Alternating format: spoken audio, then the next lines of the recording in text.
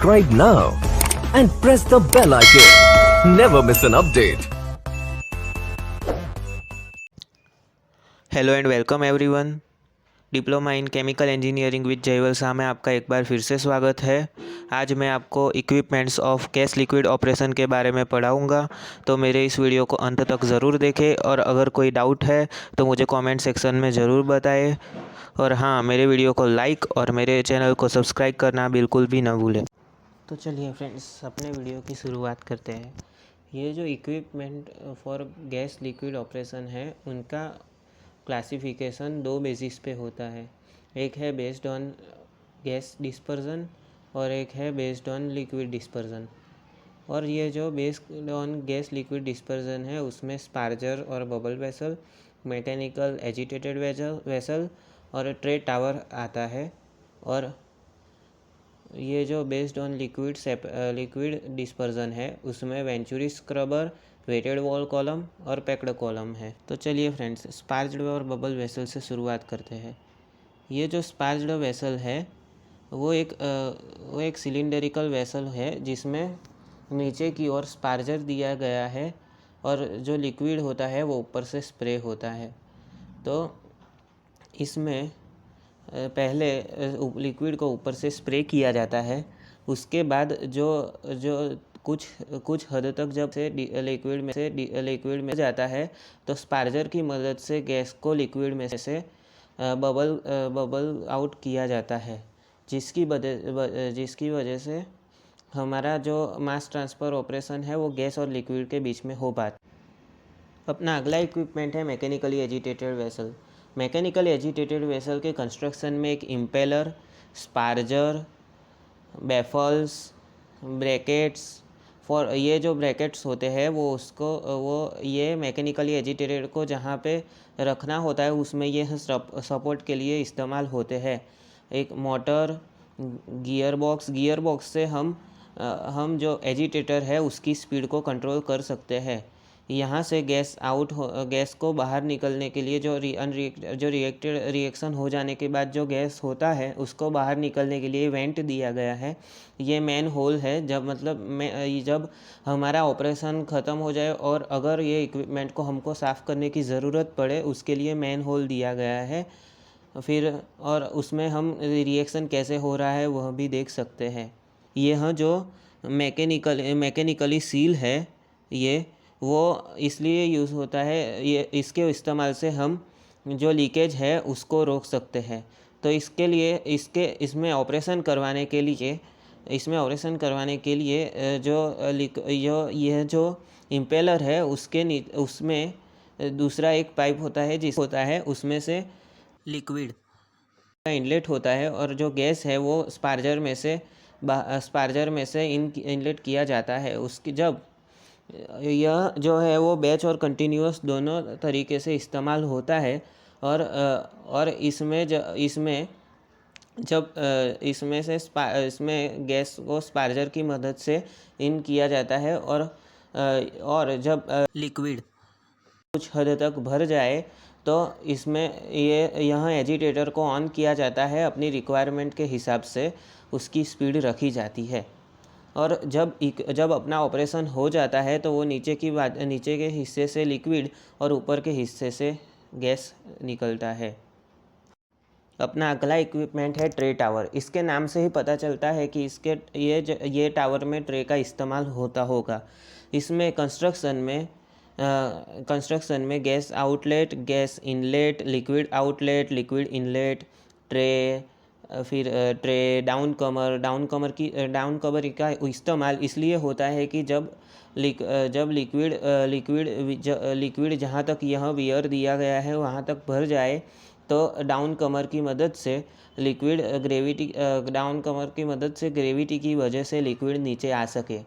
Tray tower के top हिस्से से लिक्विड को इन किया जाता है। जब ट्रे में कुछ हद तक पानी भर जाता है, तो वियर के एंड तक पानी भर जाता है, तो डाउन कमर की मदद से लिक्विड दूसरे ट्रे में और दूसरी से तीसरी से चौथी ऐसे लास्ट ट्रे तक लिक्विड भर जाता है। उसके बाद जो गैस है उसको टावर के नीचे के हिस्से से स्पार्जर की मदद से इन किया जाता है। यह टावर की यह एक ख़ास बात है कि यह जो गैस और लिक्विड का जो डिस्पर्जन होता है वो हर हिस्से में बराबर होता है और इसकी एफिशिएंसी भी ज़्यादा रहती है।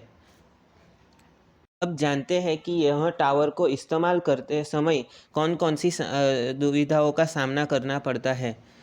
एक है एंट्राइनमेंट, एक है flooding, priming, coning, weeping and dumping.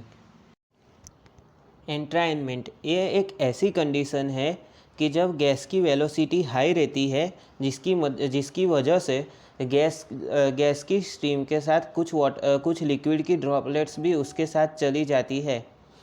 Flooding एक ऐसी कंडीशन है जिसमें प्रेशर ड्रॉप हाई रहता है और जो फ्लडिंग है उसमें जो लिक्विड है वो दोनों ट्रे के बीच में जो है वो लिक्विड भर जाता है।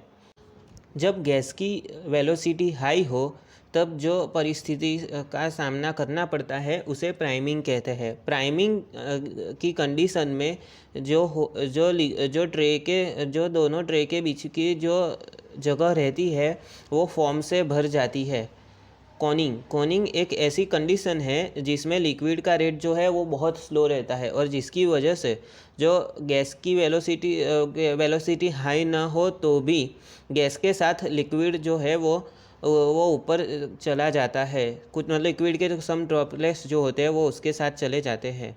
वीपिंग एक ऐसी कंडीशन है जिसमें गैस का जो रेट है वो बहुत ही कम होता है और जिसकी वजह से जो ट्रे का जो लिक्विड है वो वो खुद अपने आप नीचे बहने लगता है और जिससे जो अपना जो ऑपरेशन है वो ठीक से नहीं हो पाता है। डंपिंग जो है वो वीपिंग का अपडेटेड वर्जन है ऐसा भी कह सकते हैं, क्योंकि ये इसकी एक्सट्रीम कंडीशन है। डंपिंग जो है वो वीपिंग की एक्सट्रीम कंडीशन है। देखते हैं कि ट्रे टावर में कौन सी टाइप की ट्रे इस्तेमाल होती है। तो ट्रे टावर में एक है बबल कैप ट्रे, एक है वाल्व प्लेट और एक है सीव प्लेट। यह जो बबल कैप ट्रे है उसका जो कंस्ट्रक्शन है वो अपने कुकर की सीटी के जैसा होता है। इसमें जितनी गैस की वेलोसिटी हो उतनी ही ये सीटी की जैसी होती है, मतलब इतनी ही सीटी ये उसकी ऊपर उठती है। और इसमें डिसएडवांटेज एक ये है कि ये बहुत कॉस्टली भी पड़ती है और इसमें जो प्रेशर ड्रॉप रहता है वो भी हाई रहता है। यह जो सीव ट्रे है वो एक पोरस प्लेट के जैसी होती है। इसमें गैस जो है वो वर्टिकल डायरेक्शन में फ़्लो करता है और उसमें कोई भी प्रकार का प्रेशर ड्रॉप नहीं रहता है। और यह जो ट्रे है उसका कॉस्ट भी लो रहता है पर उसकी जो एफिशिएंसी है वो बहुत ही कम रहती है। और अब बारी है वाल्व ट्रे। यह जो अपनी वाल्व ट्रे है वो सीव ट्रे का अपडेटेड वर्जन है ऐसा कह सकते हैं, क्योंकि यह सीव ट्रे में मॉडिफिकेशन करके बनाई गई है।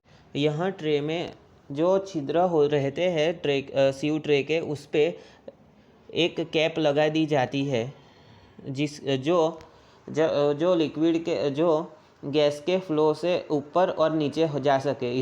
इसका जो कॉस्ट है वो सीव ट्रे से 20% ज़्यादा रहता है और इसकी जो एफिशिएंसी है वो सीव ट्रे से अच्छी है और यह पॉपुलर ट्रे मानी जाती है।